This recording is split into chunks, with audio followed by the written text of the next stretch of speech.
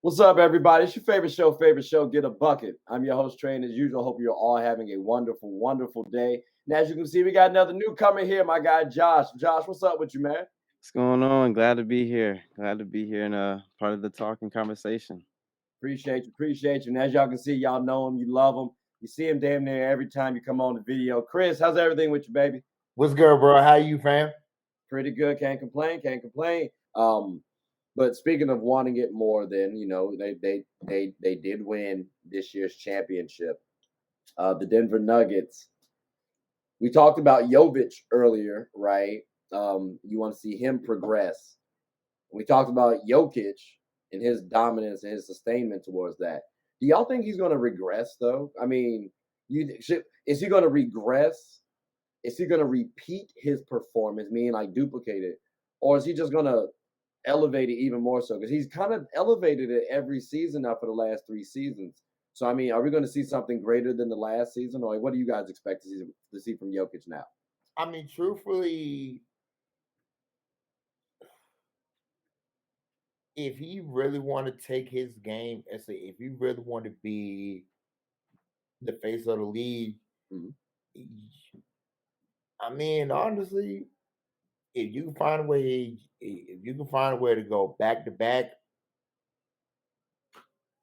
all I just need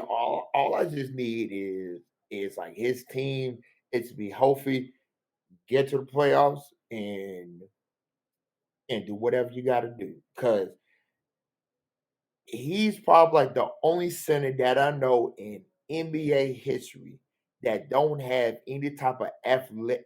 He got bounce, but he don't have any type of athletic gifts. It still be at school and cats like they like playing up at the YM at the Y. It's crazy. It's crazy. It's crazy. Go ahead, Josh. I don't think Jokic will regress, and here's why. He has a great team around him. I think he more so will try to figure out how to get others in his team involved. They have a young squad, and that's the dangerous part about this. Their squad, I think I looked at their whole lineup, and their whole starting lineup was under the age of 29. And the starting lineup, they have a young, healthy bench.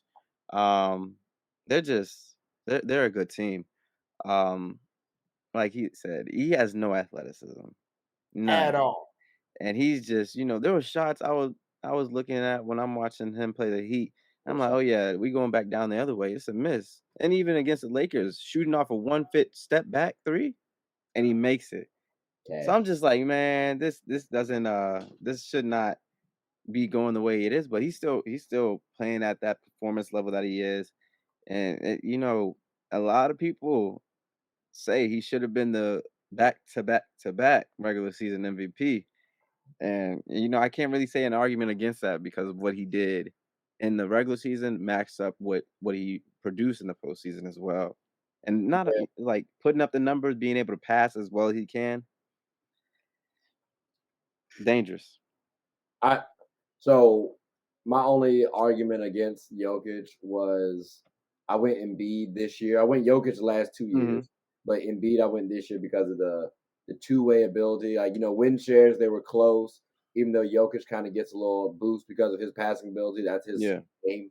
Embiid led like the brother was playing special this season. So I'm like, all right, I got to go Embiid on this one. Plus his team ain't do too bad.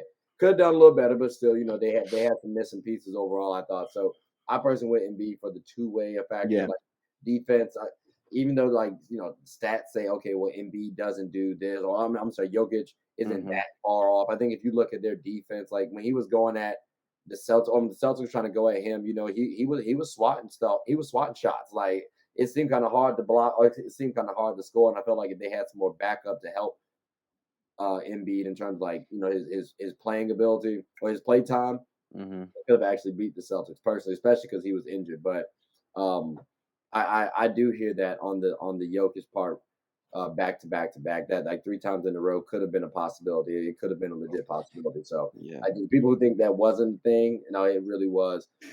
I do wonder though if he regresses from this standpoint, because like you said, Josh, he has a young squad.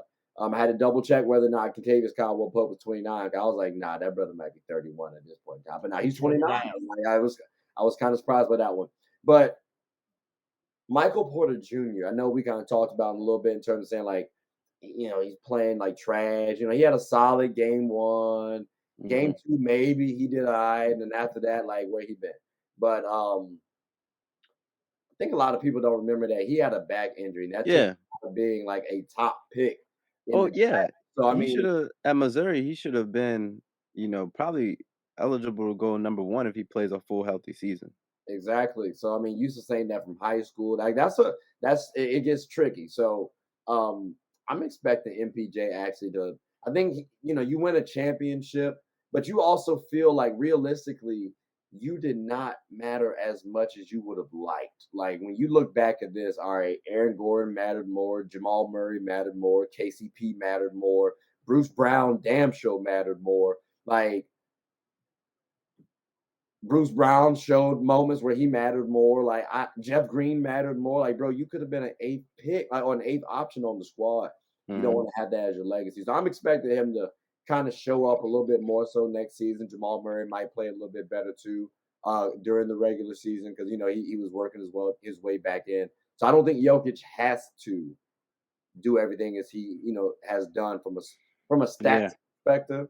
So that's why I put quotation marks around that regress. Like, I don't think Mm. he's gonna keep having to do this. Like you said, Yeah. young squad, but we're gonna have to see about that one though. Do y'all have a big y'all have any stock on MPJ turning the corner? Honestly, he turned the corner for me after game 5. I mean, 'Cause turn the corner in a positive way, like you said. in So a you positive way, yes, yes. If he can stay healthy, his game should raise up more. His game should raise up more. If he can just stay healthy, that will help out Joker and Murray like it's nothing.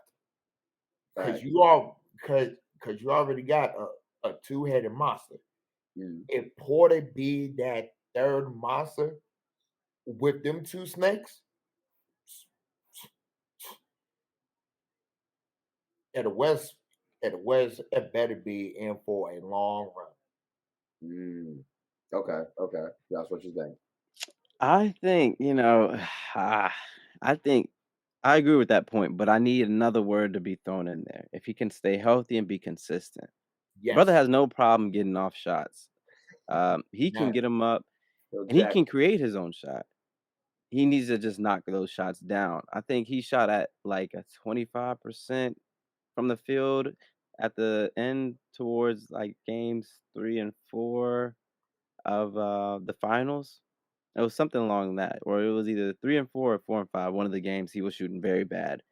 I think 18% or 25% from the field. But Pulling up his stats real quick to pull that up. yeah, he can be a good player in the league. He's a 7-footer basically. He's 6'10". Yeah, 6'10", yeah.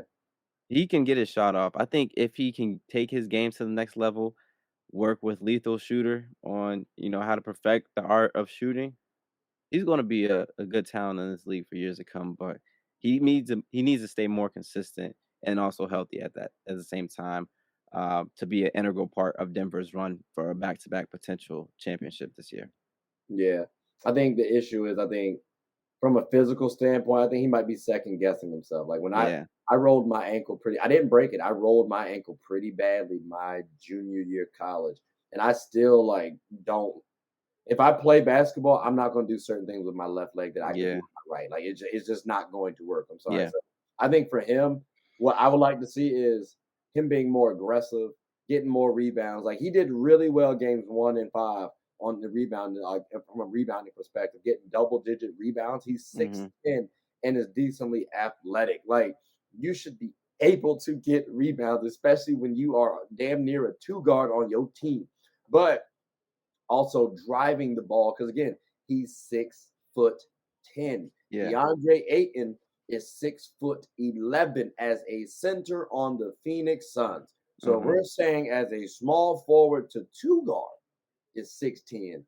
brother, get your ass to the rim respectfully. Like, I'm sorry. Like, listen, I understand Steph made it look cute to get Mhm. to shoot these threes. Stop looking light skin on the court. Like every time he does a Mhm. step back, I'm like, all right, you're gonna drive to the rim next time.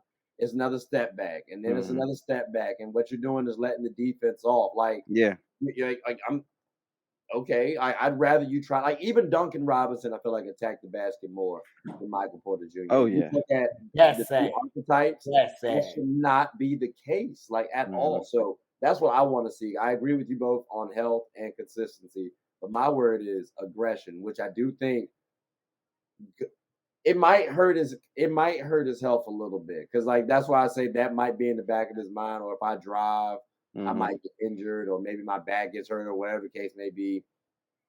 But I think that's what's going to need. That's what's needed for him and this Nuggets team to like unlock a new level. Because if you just try to keep running this big two, I mean it's cool and all, but it's going to get stopped pretty soon. So I mean not stopped, but you're not going to be looking this dominant that long. So you gotta keep elevating players. Um, but I mean it's not like though they are the favorites in the West, though. But fellas, I greatly appreciate this. I appreciate y'all coming on the show. Chris, you already know how this, so you already know how this goes. So, I mean, and you already gave people some thoughts later on at the end of the show on AMP. So, Josh, you got anything you want to say before we close up shop? Nah, man, I'm just glad to be here and pitching my thoughts and efforts when I can. Nah, I appreciate it. I appreciate that. You're definitely more than welcome to come on the show anytime. If you ever got some topics you want to talk about, get off your chest, feel free. You're more than welcome. With that, ladies and gentlemen, hope you all enjoyed it and tune in next time. Take care.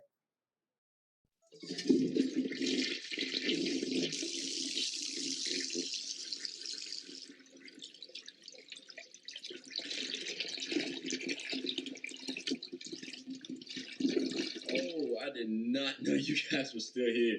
As you can see, we're at the back end of the show. No pun intended, but look, hope you all enjoyed it. And before you go, please subscribe to the YouTube channel, follow the IG account, share the content to anybody who's anybody. And most importantly, leave your thoughts and comments below. But I got to go back and play Buddy in 2K, so let me unmute him real quick. Excuse me.